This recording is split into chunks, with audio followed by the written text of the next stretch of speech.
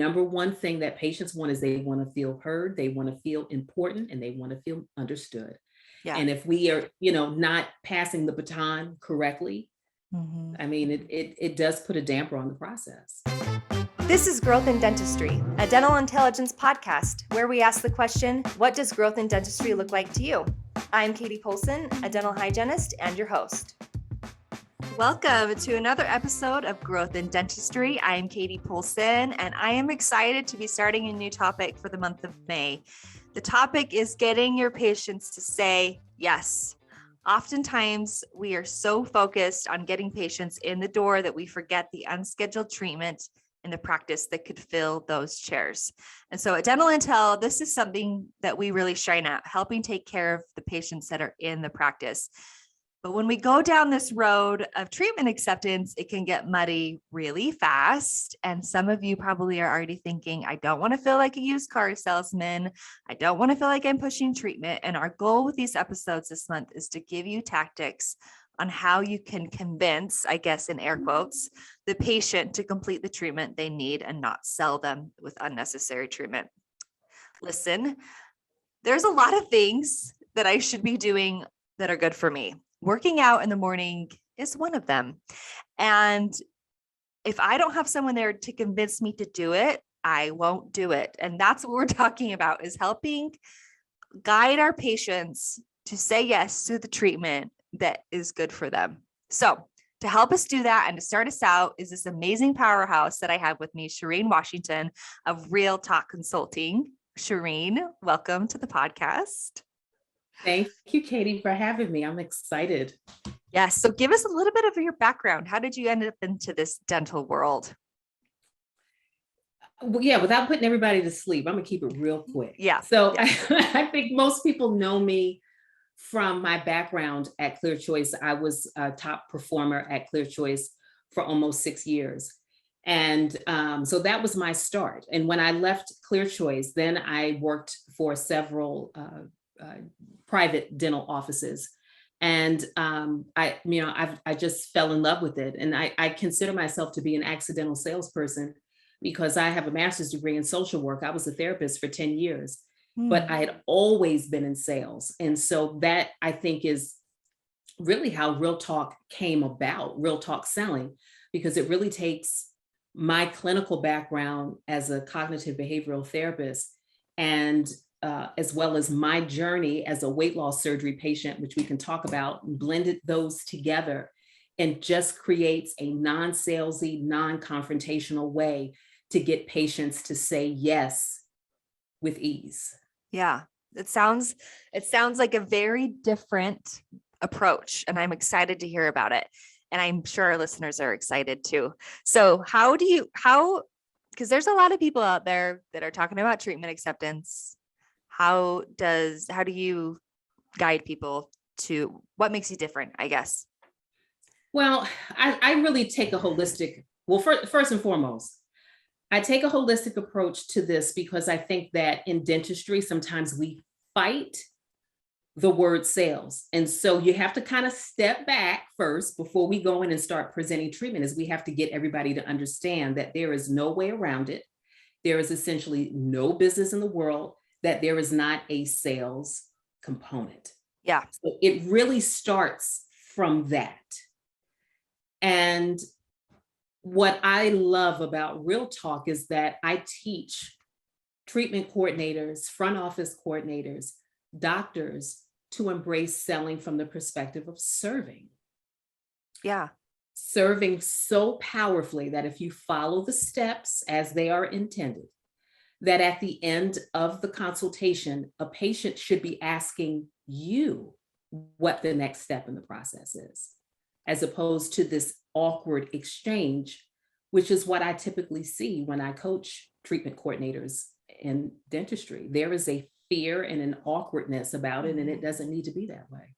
Yeah, definitely. I mean, I've been there as a hygienist. I'm like, oh, so do you want to do it? Do you like me? Right? I've been there. Yep. Yeah. Yep. So what are some common missteps, I guess, that you've been in so many offices that our providers are doing when they are presenting treatment? Yeah. So I will tell you, I do a lot of secret shots where I call and pretend to be a patient for my clients. The biggest misstep is, I think, in dentistry, it's hard for front office coordinators and some other team members to realize that getting the yes does not happen in the consult room. It starts over the phone, and getting that micro commitment from the moment that the front office answers the phone, and then a micro commitment happens when the patient walks in, and then another micro commitment when the assistant gets the patient. And so the goal is to gather all these micro commitments so that by the time we get to the end and we are presenting the investment, not the fee, but the investment, that we have enough information about this patient that we can handle objections like a pro. Yeah. But in dentistry, typically there isn't a discovery process. I find that the process in certain situations is very self-serving. It is like, this is what we do. This is the steps we take patients through, but there's no discovery where we get to even figure out what the patient really, really, really wants. Yeah. We don't do. Yeah. I 100%. You said some really great things that I just want to make sure people don't miss. The micro commitments and invest instead of not a fee. Mhm. Love those. I love that shift in that mindset. Because oftentimes when I'm even presenting scaling and root planing, it's so hard for me to feel like, oh my gosh, it's going to be $800 or whatever the fee is, instead of like, this is an investment in your health. Right. And if you just even have that mind shift, what would that do to the way that you talk about your treatment and acceptance or your case presentation? It's so powerful. Yeah. So one of the things that I guess that I wanted to expand on that is, so key metrics are a really big way that we decide. I mean, we're really big in case acceptance. We have our whole dashboard on provider pulse with case acceptance. Yeah. And I think that was one of the things that opened my eyes to how well I'm doing with my doctor, is like what our diagnostic percentage and our case acceptance percentages. But what key metrics do you look at? What are important to you when you're kind of deciding if this case acceptance stuff is great? Yeah.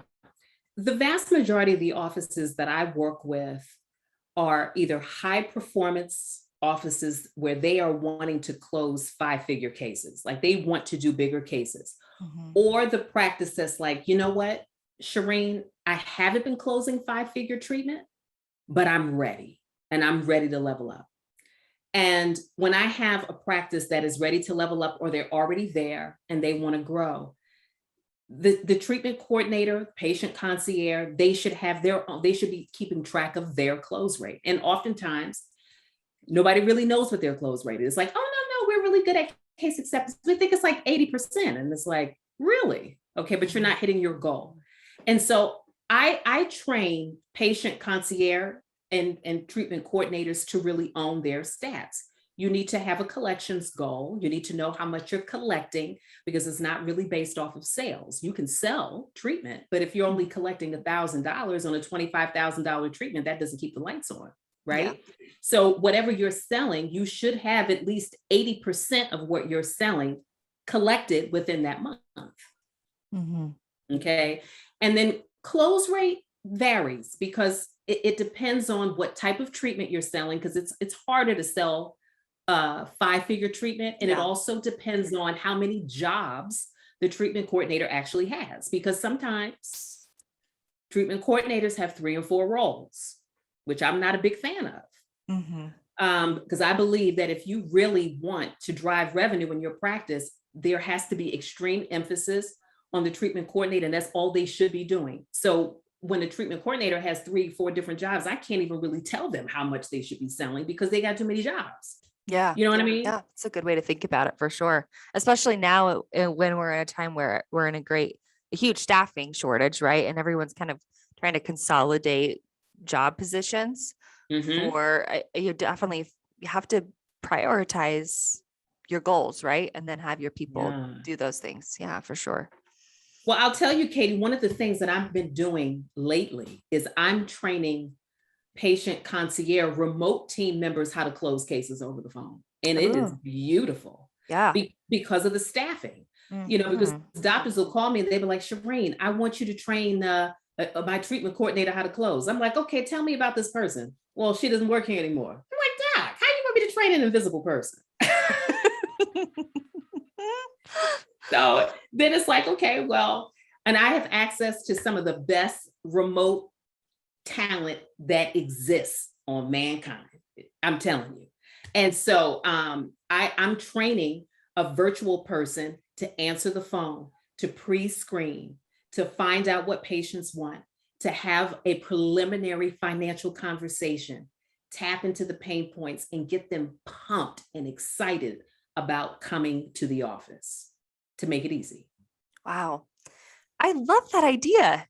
I love that idea. And it's so new and fresh. And like, because Mhm. some people are, there's companies that you can hire out that will do that for you, Mhm. but there's nothing more personal than having, especially like in my practice in Salt Lake City, Utah, right? We have an assistant that wanted to work from home, and then we had them do something. So now they work from home and they do a little bit. So we're kind of like treading in this water as well, but there's somebody that's vested into the practice already, right? And why not? I mean, when we see it on dental intelligence with our numbers, that a lot of the treatment dollar acceptance percentage is what we look at. And that number goes up the farther out that you go, because obviously more dollars get accepted over Mhm. time, right? Yeah. And so they have a huge impact over the phone, like, which is what you're going to talk about. You've got that phone skills stuff coming out, but it really does. So what a value to be able to train people like that. So sorry to interrupt you, but I thought that was like, No, oh, no. that's a really great idea. Yeah, Yeah. really good. So you've got as far as metrics, you've got your close rate. I got off topic here. And I would say the Yeah, collection percentage. collections percentage. Yeah. Yeah. Okay. Because that I think is, I mean, it's actually more important than your close rate, because Right. I'll hear treatment coordinators say, oh, I sold, my close rate, I had like 8 out of 10. And it's like, okay, how much did you sell? Well, I sold 100,000. How much did you collect? Well, I only got the $1,000 deposit. It's like, Yeah.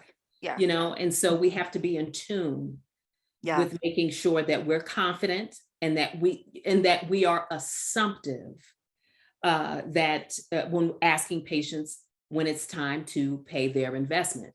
Yeah. One of the biggest things I see, Katie, and I'm a sales trainer for several marketing companies, and I train their new onboards for one session. The biggest thing that I see when it comes to the financial conversation, which is where things start falling apart, is the assumption that people don't have any Mhm. money. Yeah. And then the conversation just gets really twisted. Hmm. And then it gets to be too much, because of what I call cognitive overload. When we start talking to patients about, well, we got care credit, we got green sky, we got this, we got 60 months, we got 12 months, we got interest free, and it's like the human brain is Hmm. not designed to take in all that information. And once the brain gets all that information, it's going to make a shortcut. And that's where the objection comes from of, I want to go home Yeah. and I want to think about Yeah. it. And Hmm. so there isn't a system, most of the time, unless there is a repeatable sales process like R.E.A.L Talk, treatment coordinators are shooting from the hip. Yeah, for sure. Yeah. Because making that assumption that someone can't pay is a huge thing, right? I mean, what about just letting them what if they wanted to just pay in full that day? What if that was the option, right? Yeah. Yeah. And it says a lot about, like because I've had that happen to me where I've gone and they've like offered me, financing, and I'm like, I just planned on paying for the service, right? Like, what are you assuming about me? It can be kind of offensive when you just start with offering them options of financing if they don't need it, right? Um, And, yeah, and I don't think there's any, I don't think that I, in my heart, I believe that that happens because, folks just aren't trained, right? And yeah, they don't know how to navigate. They don't know where to go. They don't know how to start it. They don't know how to slow things down. And that pressure and that stress, which then translates into their body language, is then transferred to the patient. mm-hmm. And patients respond in kind. So if you're not confident, then why would your patient even trust to believe that they should move forward? Right. You know? Yeah, absolutely. Uh, and as you're talking and you've talked about a little bit about setting expectations, but it seems like it's a whole team thing, because if you're starting with these micro commitments from the beginning, and then you've got at the end the collections, like whoever's in charge of collecting, and that's how you're measuring if it was successful. You really have to have your whole team on board. Like, case acceptance doesn't Yeah. just involve the doctor. Yeah. Yes.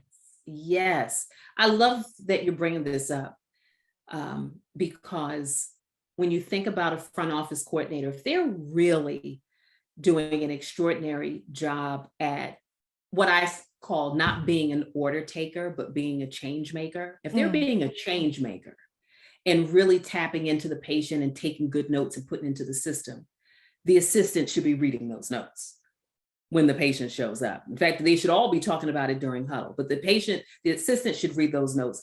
And then when the assistant meets with the patient, they should be leading with that information. But what happens is the assistant's like, well, tell me why you're here. yeah. And then the doctor comes in, well, tell me Why you're here. Mm-hmm. Yeah. And it's like the patients, they don't want to have to repeat themselves over and over again. Everyone should be in alignment. And every time we gather information about the patient, you got to set up your treatment coordinator nice with that information and make it easy. So Yeah. they go in smooth. And Yeah. oftentimes it just doesn't happen. Yeah.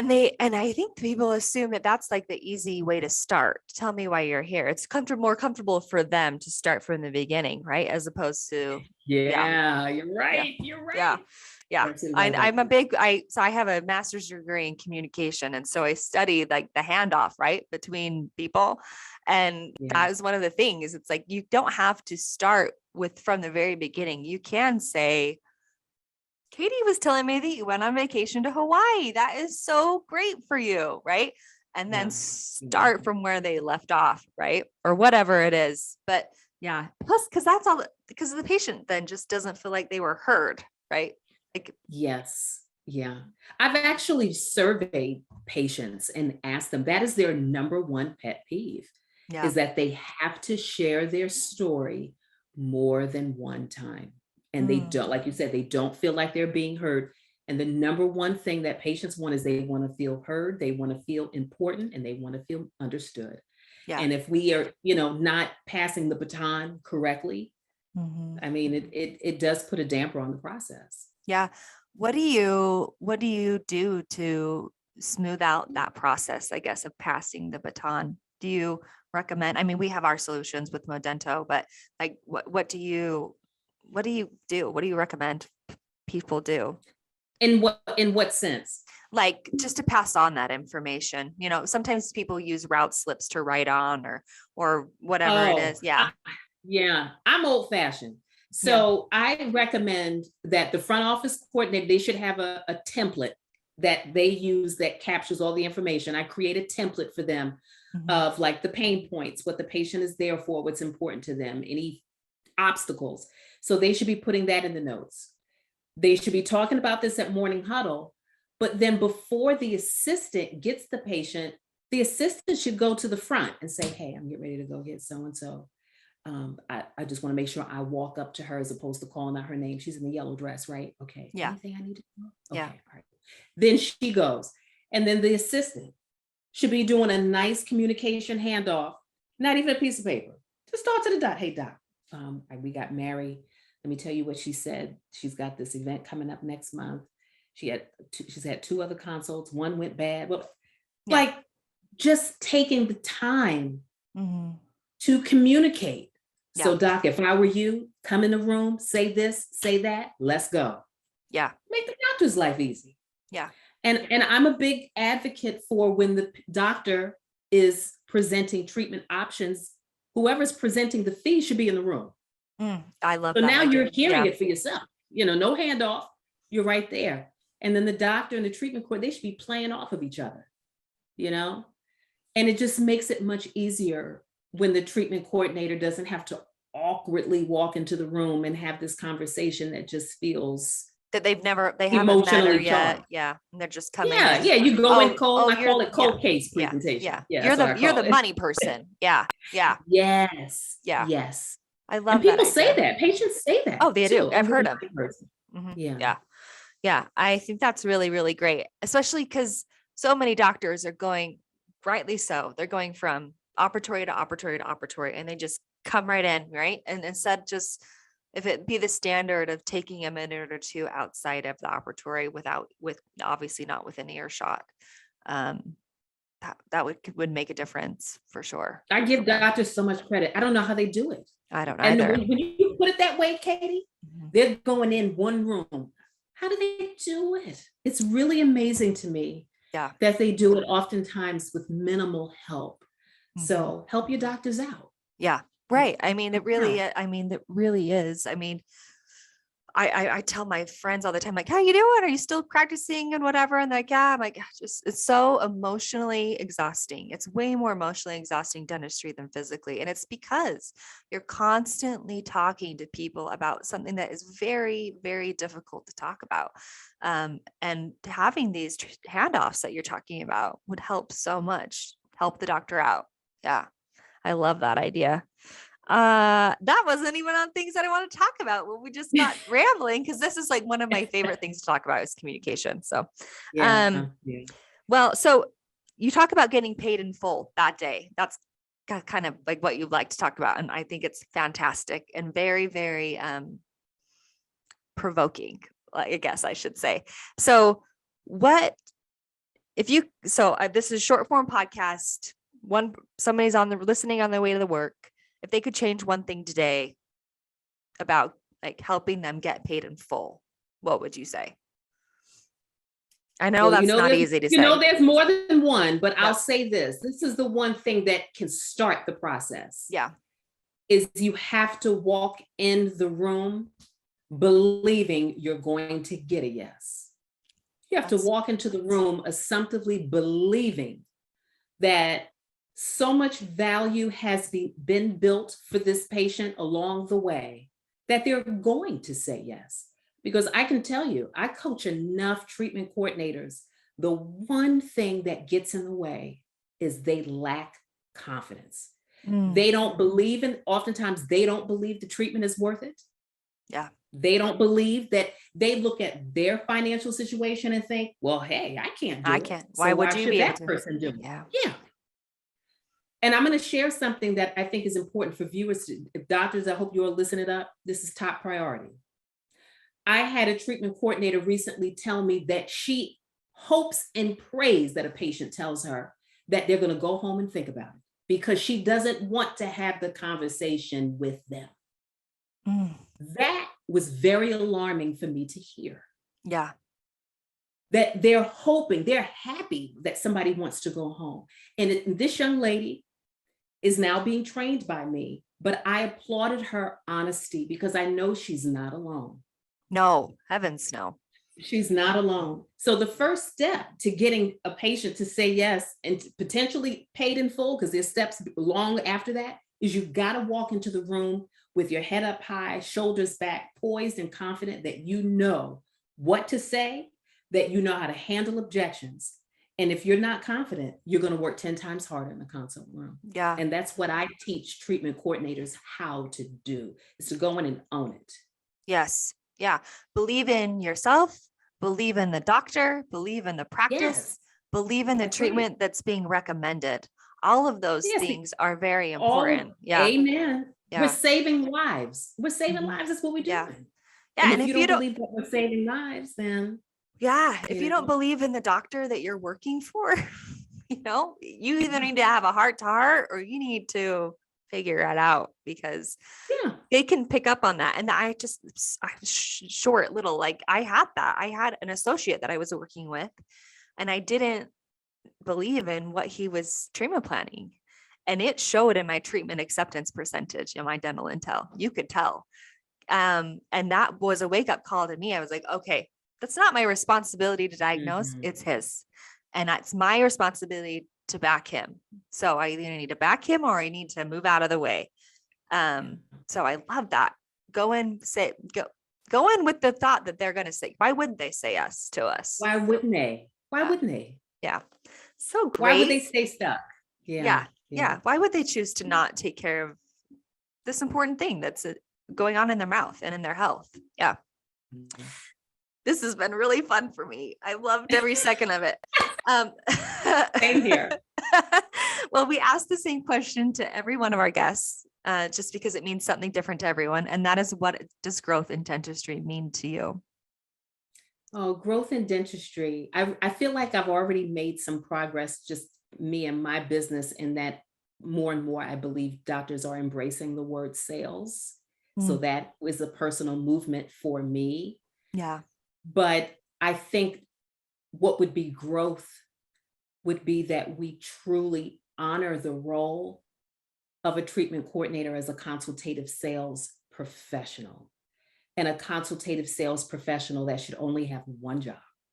Mm, And if they have just one job and they are trained to be able to close cases, change lives, drive revenue, keep the lights on, the bills paid, and the doctors on vacation when they want to.